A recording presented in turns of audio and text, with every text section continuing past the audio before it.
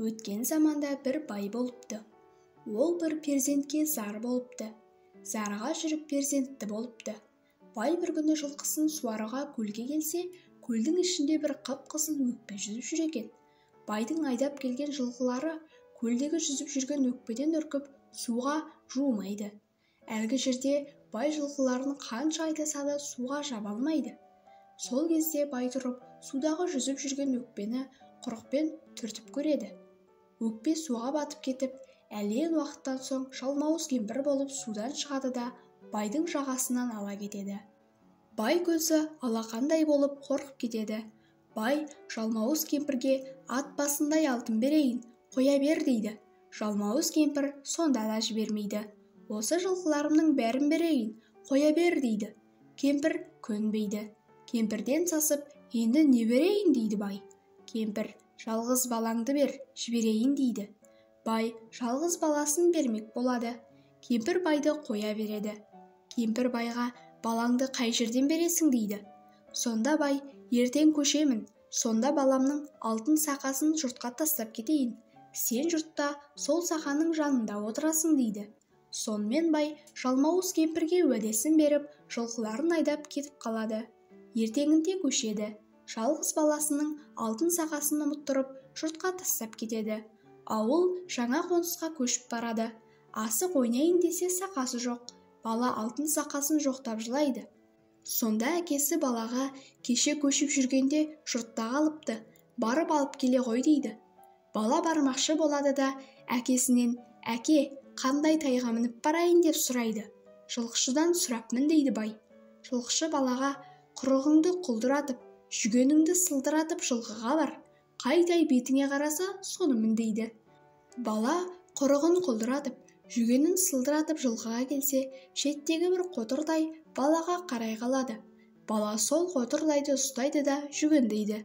Жүген дегенде тайдың қотыры жазылады. Үстіне тоқым салғанда құнан болады. Үстіне ер салғанда дөнен болады. Айылын тартқанда бесті ат болады. Бала үстіне қарғып мінгенде тұлпар болып, көзді ашып жұмғанша жұртқа келіп жетеді. Жұртқа келсе, алтын сақасы ошақ басындағы тезек түбінде жатыр екен.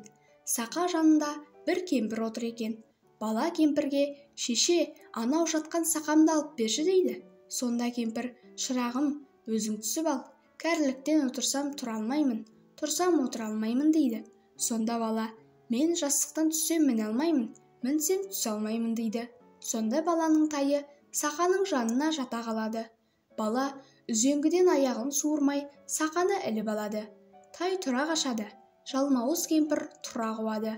Бала қашып келеді. Әрі-бері қуып жете алмайтын болған соң, кемпір бір тісін жұлып алып, атып жібергенде тайдың бір аяғын жұлып түсіреді. Тай үш аяғымен қашып жеткізбейді. Кемпір тағы бір тісін жұлып лақтырғанда, тайдың тағы бір аяғы жұлынып түседі. Тай екі аяғымен шауып бара жатып, жолында бір бәйтерекке кез болады. Тай әлсірейін дейді. Терек жанында бара бергенде, бала тайынан секіріп түсіп, бәйтеректің басына шығып кетеді. Жалмауыз кемпір бәйтеректің түбін кешке дейін қазады. Бір кезде бір қызыл түлкі келеді де кемпірге, шеше, шаршаған екенсің, мен қаза тұрайын, сен ұйықтап демал дейді. Кемпір жатады. Түлкі тісті суға атады да қазған шұқырды қайта бітеп өзі кетіп қалады. Кемпір тұра келсе, тісі де жоқ, түлкі де жоқ. Кемпір тағы бір тісін суырып алып, кетпен қылып, бәйтеректі қаза береді. Бір уақытта тағы да бір түлкі келіп, шеше, кетпеніңді маған бер, сен шаршаған шығарсың, мен қазайын дейді. Ол қырдың қызыл түлкісі, мен сайдың ақ түлкісімін. Баяғыда бұл баланың әкесі аң аулап жүргенде мені қуып соға жаздаған болатын. Сондықтан бұл балада менің кегім бар дейді. Жалмауыз кемпір түлкінің сөзіне сеніп, тағы да кетпенді түлкіге беріп, өзі ұйқыға кіріседі. Түлкі тағы да кетпенін суға лақтырып жібереді де, шұқырды бітеп, өзі қашып кетеді. Кемпір тұрса, тағы да кетпені де жоқ, түлкі де жоқ. Алда, ойбай-ай, алдаған екен ғой деп, тағы да бір тісін суырып, кетпен қылып, бәйтеректің түбін қаза береді. Сонда кемпір аузын ашса, бір ақ тісі қалыпты. кемпір бәйтеректің түбін қаза-қаза құлатуға жақындайды.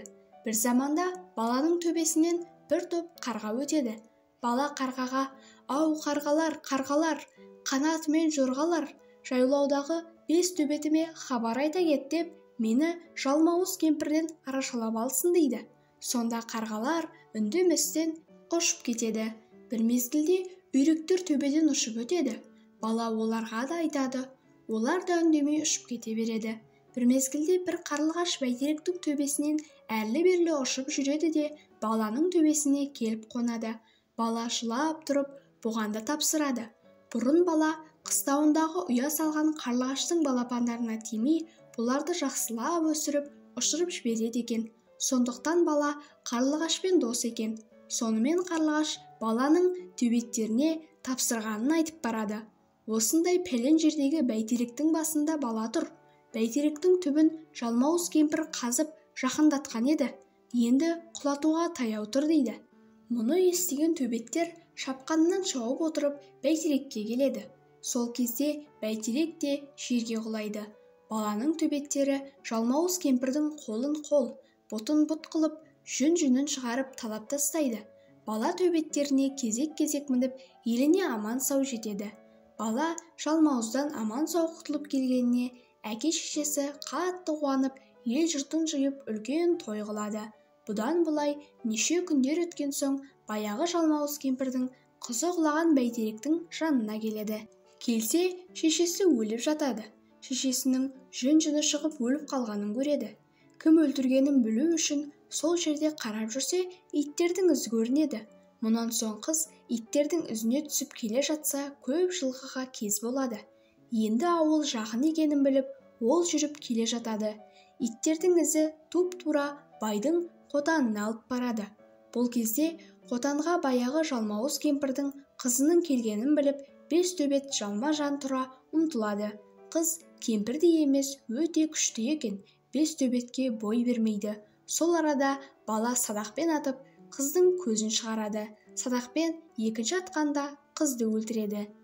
Сөйтіп бала жалмауыздан мәңгі құтылып, бақытты өмір кешеді.